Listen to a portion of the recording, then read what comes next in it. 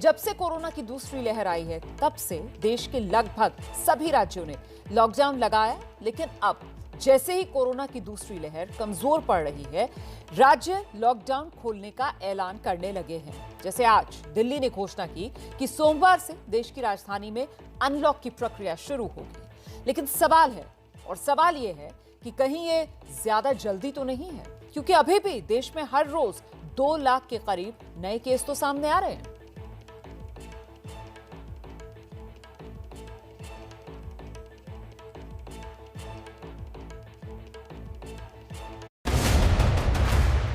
एक महीने के अंदर दिल्ली में इस दूसरी वेव को, इसके ऊपर भी काबू पा लिया है दिल्ली के लोगों ने मिलकर।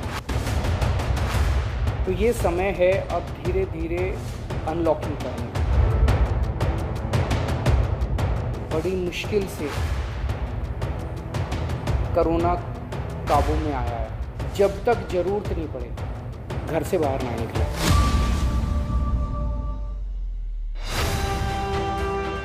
तो 42 दिनों के बाद कोरोना की दूसरी लहर को रोकने के लिए लगाया गया लॉकडाउन खोला जा रहा है।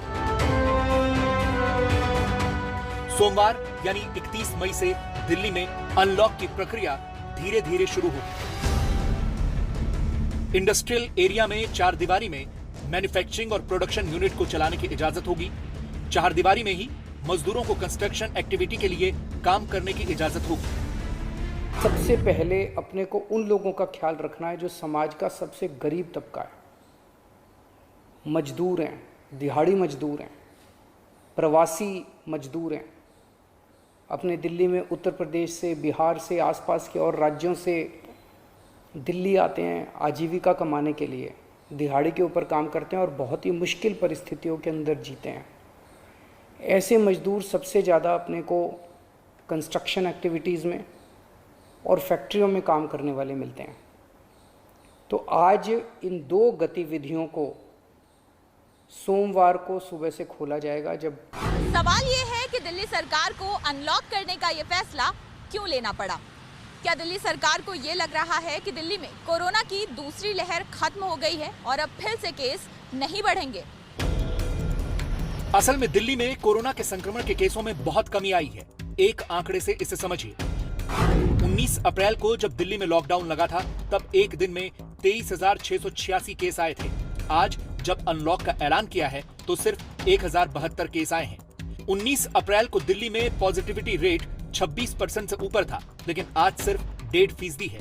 इसी तरह से 19 अप्रैल को दिल्ली में एक्टिव केसों की संख्या 76,887 थी, लेकिन आज दिल्ली में सिर्फ 16,378 एक्टिव केस हैं। कोविड से होने वाली मौत भी आधी हो गई हैं। 19 अप्रैल को एक दिन में 240 लोगों की मौत हुई थी, लेकिन आज कोविड से 117 लोगों की मौत हुई। इसीलिए दिल्ली सरकार को अनलॉक का फैसला करना पड़ा है। धीरे धीरे रोज केस कम हो रहे हैं, संक्रमण दर भी कम हो रही है। अस्पतालों के अंदर अब बेड मिलने में किसी तरह की कोई दिक्कत नहीं है। आईसीयू बेड भी काफ़ी खाली हो गए हैं, ऑक्सीजन बेड्स भी काफ़ी खाली हो गए हैं। तो ये समय है अब धीरे धीरे अनलॉकिंग करने का। कहीं ऐसा ना हो कि लोग कोरोना से तो बच जाएं, लेकिन भूखमरी से लोग मर जाएं। तो अपने को बैलेंस बना के चलना है कि एक तरफ कोरोना को भी कंट्रोल करना है और एक तरफ आर्थिक गतिविधियों को, इकोनॉमिक एक्टिविटीज़ को भी साथ साथ कोशिश करनी है। जहाँ जहाँ जितना बन सके उतना अलाउ किया जाए। लॉकडाउन खुलने का ऐलान भले ही आज हुआ हो, लेकिन दिल्ली से अपने अपने गांव को गए मजदूर और प्रवासी पहले ही लौटने शुरू हो गए हैं, क्योंकि गांव में भी अब घर चलना मुश्किल हो गया है। अजय भी यूपी के प्रतापगढ़ के रहने वाले हैं। घर चले गए थे, लेकिन अब वापस आ गए हैं। दिल्ली में यही 11 बार था। क्या काम करते हो? मोबाइल कवर के काम करते हैं। दिल्ली में लॉकडाउन हुआ, कोरोना की वजह से सब कुछ बंद हो गया, तो क्या करा? फिर घर चले गए थे। घर जाएंगे, इसके बाद क्या रहा कोई नहीं रहेगा। अच्छा, तो अभी ये बताइए कैसे घर पे गुजारा करा इतने दिन और कब वापस आए? कल ही आया हूँ गाँव से। तो काम कैसा चल रहा है? काम तो बहुत ही खर्चा निकल रहा है बस। अजय की तरह ही यूपी के हाथरस के रहने वाले बबलू भी वापस आ गए हैं। बहुत सारे साथी होंगे जो आपके साथ काम करते हैं, उनमें से कितने लोग ऐसे थे जो अपने गांव चले गए थे? जी सारे लोग चले गए थे। हम तो सारी दुकान बंद हो गई तो सारे लोग चले गए थे अपने अपने गाँव। लॉकडाउन खुलने से पहले ही लोग दिल्ली की तरफ भाग रहे हैं, क्या वजह है? जी देखो क्या है, घर पे बैठे बैठे सबके पैसे नहीं है। अब गांव में जाते हैं, एक दूसरे फ़ोन कर लेते हैं, हाँ भाई काम चल रहा है थोड़ा बहुत, कोई किसी कंपनी में कहीं ऐसे तो फुटपाथ पे, तो एक दूसरे के सारे आ जाते हैं यहाँ पे। दिल्ली के बाद ये उम्मीद जताई जा रही है कि धीरे धीरे दूसरे राज्य भी अनलॉक की प्रक्रिया शुरू कर सकते हैं, क्योंकि कोरोना की दूसरी लहर नीचे जा रही है। 7 मई को एक दिन में सबसे ज्यादा केस आए थे 4,14,188, जबकि आज यानी 28 मई को 1,86,364 केस आए। इसी तरह से 10 मई को देश में सबसे ज्यादा 37,45,000 एक्टिव केस थे, लेकिन आज 23,37,000 एक्टिव केस हैं। यानी धीरे धीरे हर राज्य में हालात सुधर रहे हैं।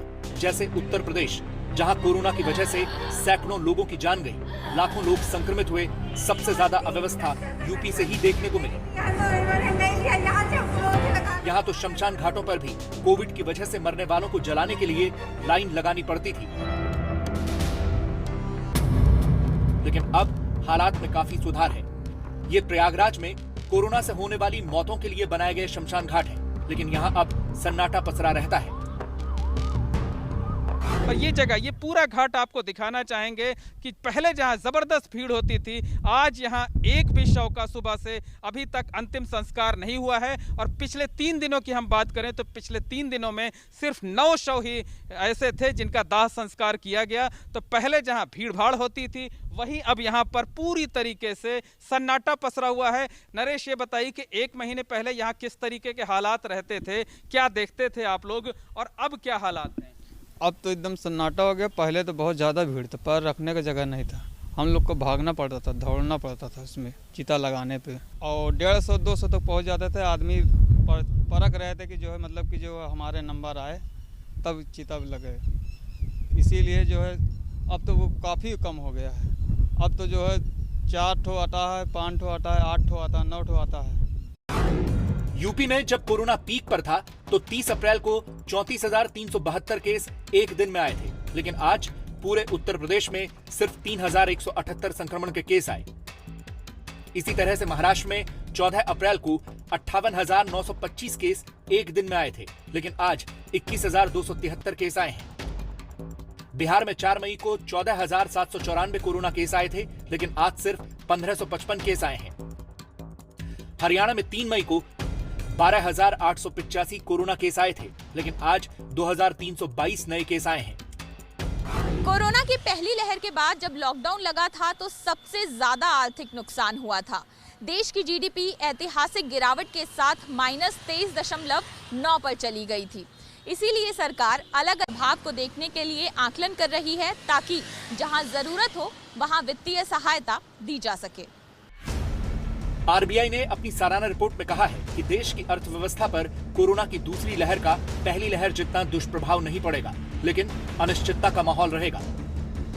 एक अच्छी बात यह भी है कि कोरोना काल होने के बावजूद देश में अनाज के रिकॉर्ड उत्पादन का अनुमान है। अनुमान है कि इस साल देश में कुल 30 करोड़ टन अनाज पैदा होगा, जो पिछले साल हुए अनाज से 79 लाख टन ज्यादा होगा। अनुमान है कि इस बार पिछले 5 सालों के औसत उत्पादन से भी 2 करोड़ 66 लाख टन ज्यादा अनाज होगा। वैक्सीन पर भी अच्छी खबर आ रही है। विदेश से भारत को वैक्सीन मिल सकती है। जुलाई से अक्टूबर के बीच भारत को फाइजर से 5 करोड़ डोज मिल सकती है, जिसके तहत जुलाई में 1 करोड़, अगस्त में 1 करोड़, सितंबर में 2 करोड़ और अक्टूबर में 1 करोड़ डोज देने की पेशकश। अगस्त में 1 करोड़, सितंबर में 2 करोड़ और अक्टूबर में 1 करोड़ डोज देने की पेशकश की गई है। इन्हीं अच्छी खबरों की वजह से यह माना जा रहा है कि जल्द ही बाकी राज्य सरकारें भी अनलॉक की प्रक्रिया शुरू कर सकती हैं।